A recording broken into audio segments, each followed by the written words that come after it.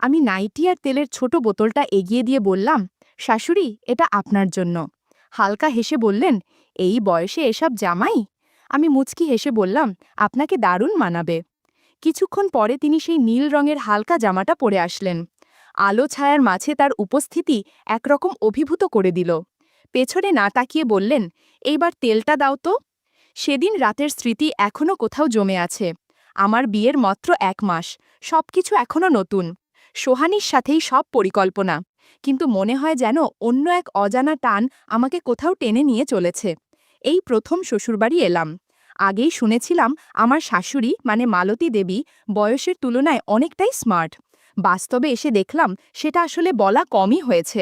দরজায় দাঁড়িয়ে থাকা তার ভঙ্গিমা, সাজ পোশাক আর আচরণ সব কিছুতেই একরকম পরিপক্ক আকর্ষণ। চোখে চশমা, ঠোঁটে হালকা হাসি আর চোখে এক শান্ত আত্মবিশ্বাস। ড্রয়িং রুমে বসে থাকার অবস্থায় তিনি জল আনতে গেলেন। আচমকা দেখি শাড়ির আঁচল কোমরে গুজে ফেললেন, এক অনবদ্য সহজতা আর আত্মবিশ্বাসের প্রকাশ, যা চোখ ফেরাতে দেয় না। দুপুরে খাবার টেবিলে তিনি নিজে হাতে পরিবেশন করছিলেন। মাঝে মাঝে একটু ঝুঁকে দিচ্ছিলেন, যার মধ্যে এক ধরনের স্নিগ্ধতা ছিল যেটা শরীরই নয়, বরং অভিজ্ঞতার ছাড়াই গঠিত এক সৌন্দর্য। বিকালে আমি বারান্দায় দাঁড়িয়ে চা খাচ্ছিলাম। তিনি পাশ দিয়ে হেঁটে গেলেন, চুলে ক্লিপ লাগাতে লাগাতে। আঁচলটা হাওয়ায় উড়ে সামনের দিকে এলো। দৃষ্টিটা সামলাতে হলো, কিন্তু অনুভূতিটা থেকে গেল। সবচেয়ে অদ্ভুত লাগে তার চোখের দিকে তাকালে। মনে হয় অনেক কিছু বুঝেও বুঝতে দিচ্ছেন না। তার ভিতর যেন এক রহস্য লুকিয়ে আছে, যা ভাষায় প্রকাশ করা যায় না, শুধু অনুভব করা যায়। সকালটা ছিল নিঃশব্দ। কাজের মাসি আসেনি। আমি জানালার পাশে দাঁড়িয়েছিলাম। তখনই শুনলাম জলের শব্দ। শাশুড়ি বাথরুমের দিকে যাচ্ছিলেন, হাতে একটা বালতি নিয়ে।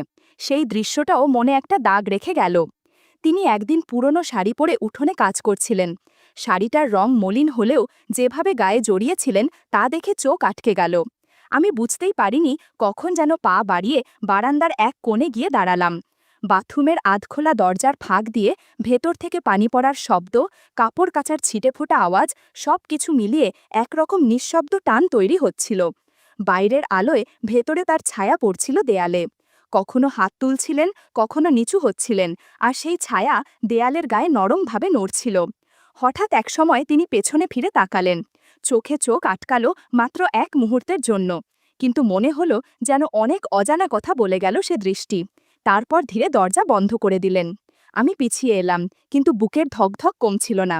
পরক্ষণেই দেখলাম তিনি উঠোনে কাপড় ধুচ্ছেন, সম্ভবত স্নান সেরে এসেছেন। ভেজা চুলে রোদের ঝিলিক, আর তার হাতের নরম ভাজে ভাজে পোশাক থেকে জল ঝরছিল।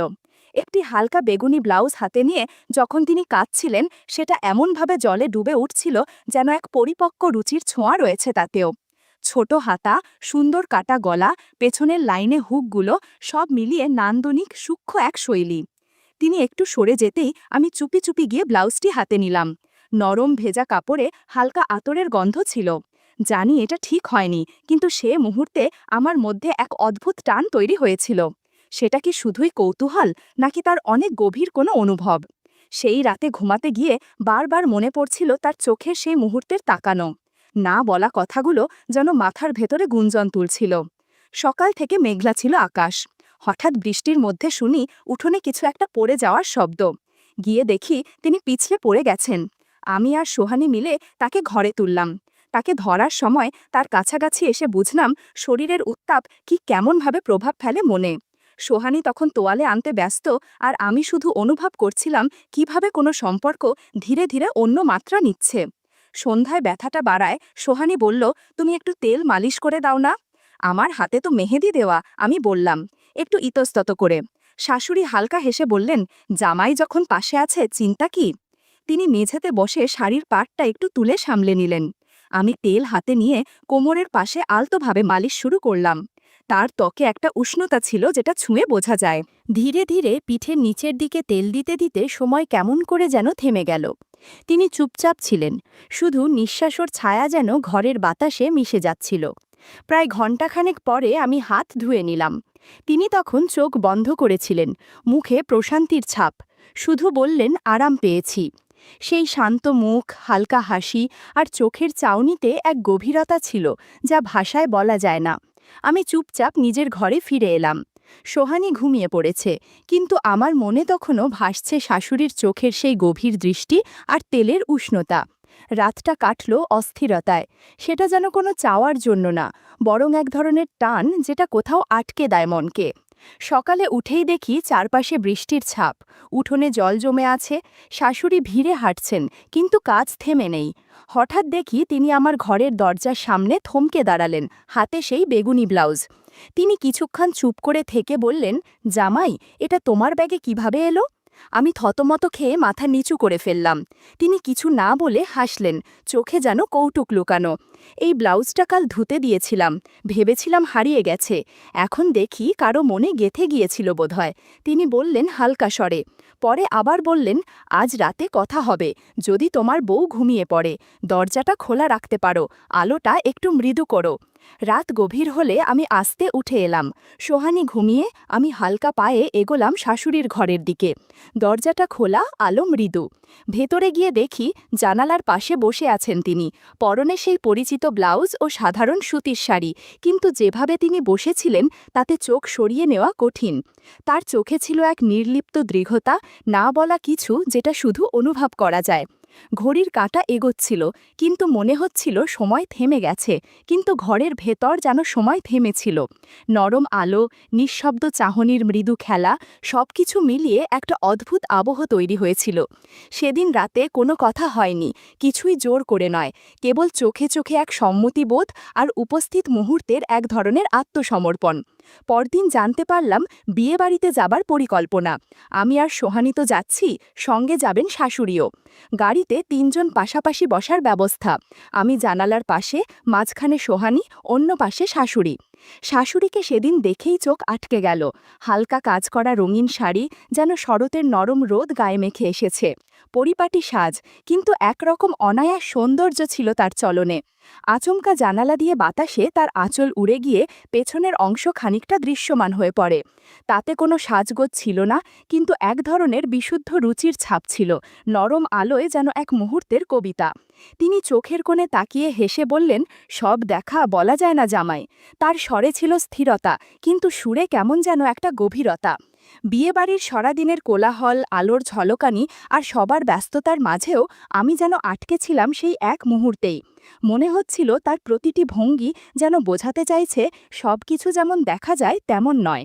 রাতটা ঠিকমতো কাটল না। সোহানীর সঙ্গে হালকা মনোমালিন্য, কথার চাপা টানাপোড়েন এক সময় রাগে পরিণত হল। আমি চুপ করে থাকলাম, আর সোহানী দরজা বন্ধ করে ঘুমিয়ে করল অভিমানে। আমি বারান্দায় গিয়ে বসলাম। বাইরে হালকা বাতাস, চারপাশ নিস্তব্ধ। হঠাৎ পেছন থেকে শাশুড়ির গলা শুনলাম, রাগ জমিয়ে রাখলে ভিতরটা ভারী হয়ে যায় জামাই। তিনি পাশে এসে বসলেন, বললেন, ও তো এখনো ছোট, তুই একটু বুঝিয়ে নিস। আমি কিছু না বললেও মনে হচ্ছিল তার গলার স্বরেই এক ধরনের পরম মমতা আছে। কিছুক্ষণ চুপ করে থেকে তিনি উঠে গেলেন, আমি ফিরে এলাম ঘরে। পরদিন সকালে সোহানী বাইরে যাবে বন্ধুর সঙ্গে, আমিও বেরোলাম, কিন্তু একসময় একাই ফিরে এলাম বাড়িতে। গেট দিয়ে ঢুকতেই যোগেন পাকাকে বেরোতে দেখলাম, মুখে হাসি, চোখে যেন একটু বেশি স্বস্তি। আমি কিছু বললাম না, শুধু এক অজানা কুয়াশা বুকের ভিতরে নামতে থাকল। ধীরে হেঁটে শাশুড়ির ঘরের সামনে গেলাম। দরজা হালকা খোলা। ভিতরে দেখি তিনি আয়নার সামনে দাঁড়িয়ে, চুল থেকে জল পড়ছে আর ধীরে ধীরে নিজেকে গুছিয়ে নিচ্ছেন। পাশেই গুছিয়ে রাখা শাড়ি, ব্লাউজ আর পেটিকোট। ঘরের ভেতরের আলো তার মুখে পড়েছিল। চোখে চোখ পড়ে গেল আয়নার প্রতিফলনে। তিনি হেসে বললেন, এতক্ষণ দাঁড়িয়ে আছো কেন জামাই বাবা? সব কিছু মুখে বলতে হয় না, বোঝা যায়। তারপর এক পা এগিয়ে এসে শুধু বললেন, অনেক কিছু জমে থাকে, কারুর একটুখানি সহানুভূতি অনেক সময় অনেক দূর নিয়ে যায়, যে ছোঁয়ায় শুধু শরীর নয়, মনটাও যেন একটু থেমে দাঁড়ায়। তার চোখে ছিল না কোনো সংকোচ, বরং এক ধরনের শান্ত স্বস্তি, যেন অনেক দিনের জমে থাকা কিছু নিজেই উন্মুক্ত হচ্ছে। আমি কোনো উত্তর না দিয়ে চুপচাপ ঘর থেকে বেরিয়ে এলাম। তবু বারবার মনে পড়ছিল সেই মুহূর্ত, আয়নার সামনে দাঁড়িয়ে থাকা ছায়ামূর্তি আর চোখে চোখ রাখার সেই নিঃশব্দ মুহূর্ত, যা ভাষা ছাড়াই অনেক কিছু বলে দেয়। রাতে বারান্দায় বসেছিলাম, চারপাশ নিস্তব্ধ, হালকা বাতাসে পর্দা দুলছে, দূরে একটা ঘুঘুর ডাক ভেসে আসছে। মাথার ভেতর ঘুরছিল যোগেন কাকার মুখ, মালতীর চোখের চাহনি আর সেই এলোমেলো কাপড়ের দৃশ্য।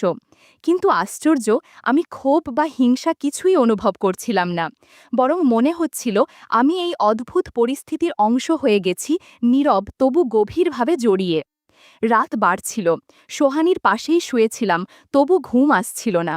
তখনই মনে পড়ল দুপুরে বাজার থেকে কেনা ছোট একটা প্যাকেট, হালকা নীল রঙের নাইটি আর তেলের বোতল। চুপচাপ সেগুলো হাতে নিয়ে আমি ধীরে ধীরে এগোলাম শাশুড়ির ঘরের দিকে। দরজাটা খোলা ছিল, ঘরের ভেতরে এক ধরনের আরামদায়ক আলোর ছটা, জানালার পাশে রাখা চাদর, বাতাসে নড়তে থাকা পর্দা আর বিছানায় বসে থাকা মালতি, সব মিলে এক নিঃশব্দ প্রশান্তি। তিনি তখন হালকা শাড়িতে ছিলেন, চুল খোপা করা, পরনে কোনো বাড়াবাড়ি ছিল না, কিন্তু ছিল একটা অনায়াস সৌন্দর্য। আমি হাতে ব্যাগটা এগিয়ে দিয়ে বললাম, আপনার জন্য এনেছি। তিনি হেসে বললেন, এই বয়সে নাইটি জামাই? আমি বললাম, এই রংটা আপনাকে দারুণ মানাবে। তিনি একটু মৃদু হাসলেন, তারপর বললেন, তেল এনেছ? আমি বোতলটা দেখালাম। তিনি জানালার পাশে গিয়ে দাঁড়ালেন, হালকা আলোয় তার ছায়া বিছানার ওপর পড়ছিল। পেছন ফিরে না তাকিয়ে শুধু বললেন, তাহলে লাগিয়ে দাও। আমার হাত খানিকটা কাঁপছিল, তবুও ধীরে তেল লাগাতে লাগলাম। তার পিঠ, গলা আর কাঁধ বরাবর সেই তেল ছড়িয়ে পড়ছিল, আর আমাদের চারপাশে এক অদ্ভুত নীরবতা নেমে এসেছিল। এক সময় তিনি বললেন, এই নাইটি পরে হাসি? আমি চুপ করে দাঁড়িয়ে রইলাম। তিনি পাশের ঘরে গেলেন। যখন ফিরে এলেন তখন গায়ে সেই হালকা নীল পোশাক। খুব সাধারণ একটা ঘরের পোশাক হলেও তার গাম্ভীর্যে সেটাও যেন অনন্য হয়ে উঠেছিল। আমি চোখ ফিরিয়ে নিতে পারিনি। ঘরের ভেতরের বাতাসটাও যেন এক ধরনের ভার বয়ে নিয়ে চলছিল, না কষ্টের না আনন্দের, বরং এক চুপচাপ টান যা শব্দ ছাড়াই কথা বলে। তার চোখে এক গভীর চাহনি, ঠোঁটে নরম হাসি আর ধীরে ধীরে এগিয়ে আসা পায়ের ছায়া, সব মিলিয়ে সেদিন শব্দের দরকার ছিল না। শুধু নীরব উপস্থিতি, নিঃশ্বাস আর চোখে চোখ রাখার মুহূর্তটাই যথেষ্ট ছিল বুঝে নেওয়ার জন্য এখানে কেউ কাউকে দোষ দিচ্ছে না, কেবল অনুভব চলছে। রাতটা কেটে গেল এক অদ্ভুত প্রশান্তির ভেতর। অনেক অজানা প্রশ্নের উত্তর মিশে গেল নীরবতার গায়ে। আজ আমাদের ফেরা। আমি আর সোহানী শহরের দিকে রওনা হব। রেখে যাচ্ছি এই বাড়ির নরম আলো, ভেজা বারান্দা আর এক ছায়ার মতো মিশে থাকা মালতির উপস্থিতি। সোহানী ব্যস্ত ব্যাগ গোছাতে, আর আমি দাঁড়িয়েছিলাম বারান্দায়, রোদে শুকানো শাড়ির ভাঁজের দিকে তাকিয়ে। একটা নীলচে কাপড় বাতাসে দুলছিল, চেনা কাপড়, চেনা অনুভব। ঠিক তখনই চোখ গেল গেটের দিকে। পাশের বাড়ির যতীন কাকা ঢুকছিলেন। আমার দিকে তাকিয়ে মৃদু হাসলেন, সেই হাসিতে হয়তো কিছু না বলেও অনেক কিছু বলা থাকে। শাশুড়ি ঠিক তখন উঠোন পার হয়ে এলেন, গায়ে হালকা কাতান শাড়ি, মুখে সেই চেনা নীরবতা। যতীন কাকার দিকে তাকিয়ে বললেন, ভেতরে এসো। তাদের কথাবার্তা আমি শুনিনি, তবুও চোখে চোখ, ভঙ্গিমা সব কিছু বলে দিল এ সাক্ষাৎ হঠাৎ নয়, বরং পরিচিত এক ছন্দের পুনরাবৃত্তি। সোহানী এসে বলল, চলো, গাড়ি এসে গেছে। আমি সুটকেস তুললাম, গাড়ির দিকে পা বাড়ালাম। তখনই পেছনে থেকে ভেসে এলো ঘরের দরজা বন্ধ হওয়ার এক ক্ষীণ শব্দ। আমি ঘুরে তাকালাম। শাশুড়ির ঘরের জানালা খোলা, পর্দার ফাঁকে এক হালকা নড়াচড়া। ঠিক বোঝা যাচ্ছিল না, তবু মনে হচ্ছিল এই দরজাটা শুধু একটা ঘরের নয়, একটা অধ্যায়েরও পরিসমাপ্তি। মাটি ধুলোয় মিশেছিল, পায়ের নিচে অনুভব করছিলাম, কিন্তু আসল ধুলোটা যেন জমছিল ভেতরের এক নিঃশব্দ জায়গায়। সোহানী কিছু বোঝেনি, আমি বুঝেছিলাম, আর জানতাম এই বাড়ি, এই স্মৃতি আর এই অধ্যায় এখন থেকে আমার ভেতরেই থাকবে, এক গোপন দরজার ওপারে।